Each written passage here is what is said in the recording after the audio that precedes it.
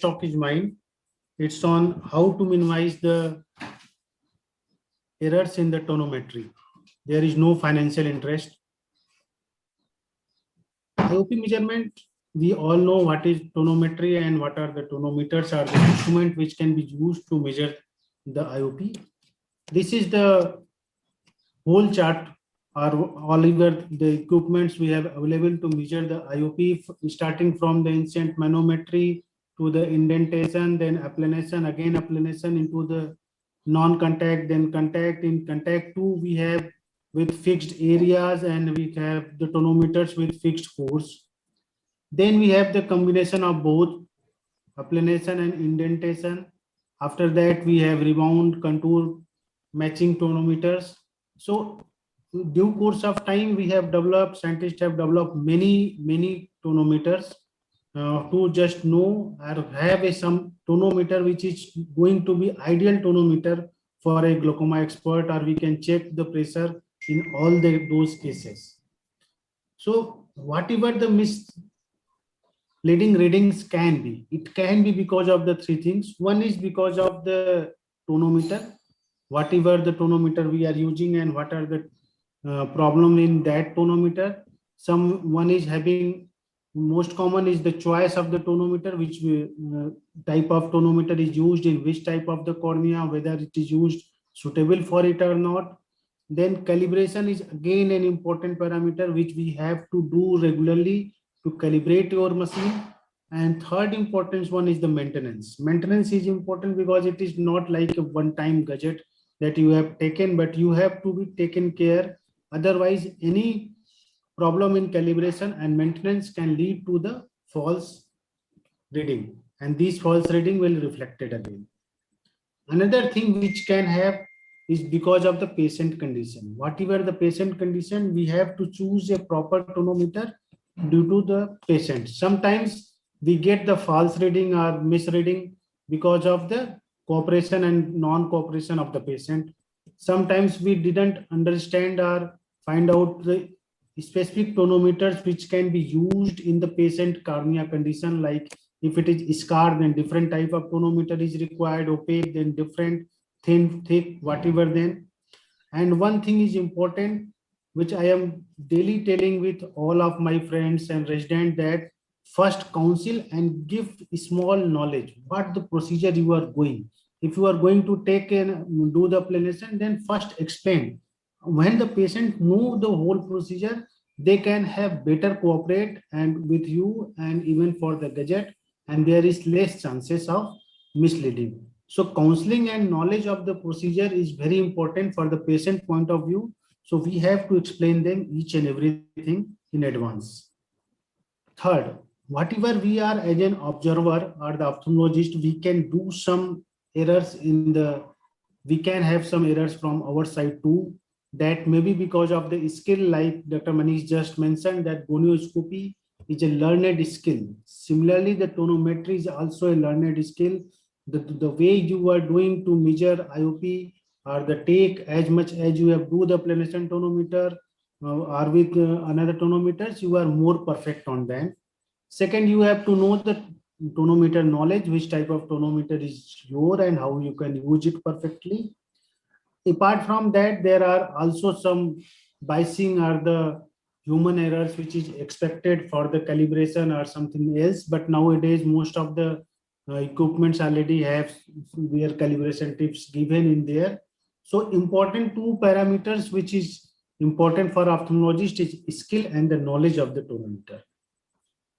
And third things, which are there are the many factors which are associated with elevation of the IOP, like whatever the postural changes are there, Valsalva manual, heart blinking, some of the common anesthetics used if you are going to take or do the glaucoma screening in the children, whether which type of anesthesia they have been given, use of tobacco or another thing, and even sometimes steroid also. You have to know whether to take the proper history. So these are the some conditions which have known to associated with high IOP.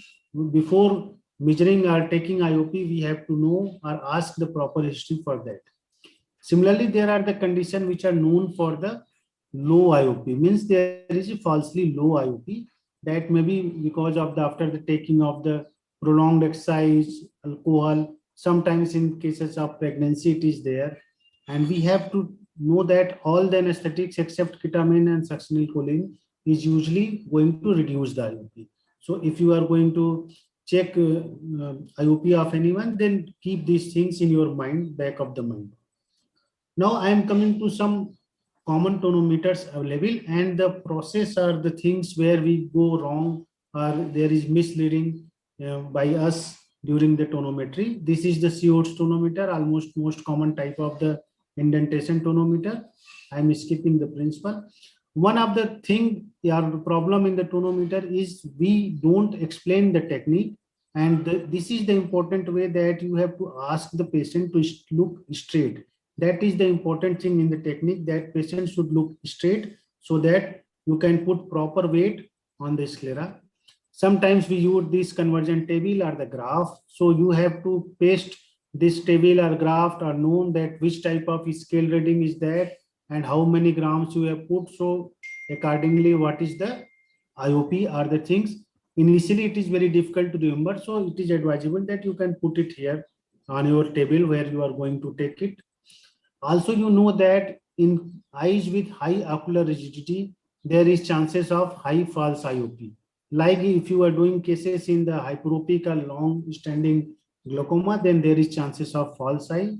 And in cases of miotic or the RD surgery, in which there is chances of false IOP when the rigidity is known. So these two parameters is important. And again, calibration. I initially insisted that you have to calibrate. There is calibration plate is there, ring is there, where a metal you can push and ensure that plunger should reach the scale 0 before you move to next. Applanation tonometer, Goldman applanation tonometer. This is the ideal tonometer till that it's evolved. And the basic errors in there is the placing the proper Meyer. What is the important is that you have to place the Meyers, inner side of the Meyer coincide with the inner side of the lower Meyers with upper, and the height of the Meyers are almost equal. So initially we can get the thick Meyers like this. This thick Meyers can be because of the overstaining. You can get the thin Meyers because of the understaining. Sometimes we get this type of Meyer, only one Meyer is seen, and sometimes this we get this type of Meyer.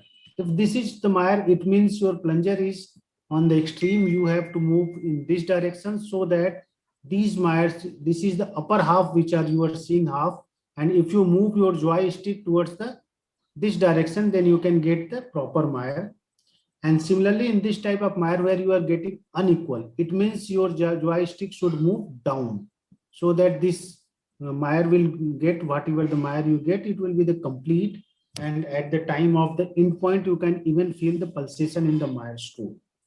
And sometimes due to the overpressure of the cornea, if you have moved joystick firmly on the cornea, you will get a rigid and fixed Meyers like this. So in that case, you have to move the joystick slightly towards yourself. Apart from that, there is a different types of reasons why there is falsely low IOP. I already explained you the cornea and the fluorescein. And one of the important thing is the with the rule astigmatism. So whenever you are going to do the applanation tonometry in cases of refractive error or anything, just go for the and check for the astigmatism too, which type of astigmatism is having. And sometimes false IOP, false high IOP can be because of the same conditions. And here the false IOP is reported with the against the rule astigmatism. Calibration is again the important point. You have to put the weight and look and calibrate it oftenly. I advise it will be done at least monthly to your applanation tonometer. This is a Perkins tonometer. It is handheld type of gonioscope, a handheld type of applanation tonometer, and here it is useful for the patient which are infant, children, or bedridden, because you have seen it is very advantage is that it doesn't require slit lamp, so you can move it. Mekenmerg tonometer, yes, here is the tonometer which you can use in the scarred, irregular, or the edematous corneas. are sometimes asked when you have to take the IOP on the soft contact lenses. So these are the conditions which I have explained previously, that you have to know which type of cornea, which tonometer is used are good. If you are going to do a applanation tonometry on scarred or edematous cornea, but obviously you will get the wrong readings. For that, we have Mekenmerk tonometers. Tonopen is slightly same, but a handheld type of Mekenmerk, but it overestimates the low IOP. This is the inherited problem of the machine. We have to know that whatever is there, here it is having the digital display, so there is no human calculation error. NCT, again, NCT is most commonly used for the screening purpose, and when you are going, you have to know what are the error can be do. One of the important is the patient position and the distance between the eye and ear jet. Till by the time you are going to move, then the patient will shift his chin and head position forward or backward, and with by these patient position, movement of chin, we can get falsely errors in the tonometer. ORA is something which can be worked on the principle of corneal hysteresis, and this corneal hysteresis graph give us these four things, which is the corrected IOP, gold compensated IOP, corneal compensated IOP, resistance and hysteresis. Since it is weakly correlated with CCT, applanation tonometer have a strong correlation with CCT, but this ORAs have very weak correlation with CCT. So it can be used in cases of high refractive error or anywhere where axial length is more, because it is unassociated with the type of refractive error. So if you are going to measure in high refractive error or where CCT values are different or changing, so we can use this tonometer. iCare is a rebound tonometer. Here the common placing error is the placement of the tonometer. You have to see that the upper plunger is placed on the forehead according to position, so that when we fire and this plunger, which is a magnetic plunger, goes and strike, come back to the probe, it will follows at the center of the cornea. So this is very much important that you know where to place the tonometer in cases of rebound tonometer. In DCT, it is a third generation tonometer, work on the principles of contour matching. Here, it is important that it eliminates most of the things which is inherited problems of the cornea tonometer, is that it such as influences of the corneal and the rigidity. And I am moving. That's why it is again a tonometer which is not affected by the central corneal thickness. IOP telemetry is a device which is used for the 24-hour monitoring for those who it is some sort of 24-hour DV. Here, each and everything is done by the machine itself. It takes the reading for every 5 minutes for 30 every 30 seconds for 5 minutes, and then the 24-hour tracing is drawn, and we can calculate by this. This is a common chart which you can use which type of tonometer is good and accurate for which type of the cornea.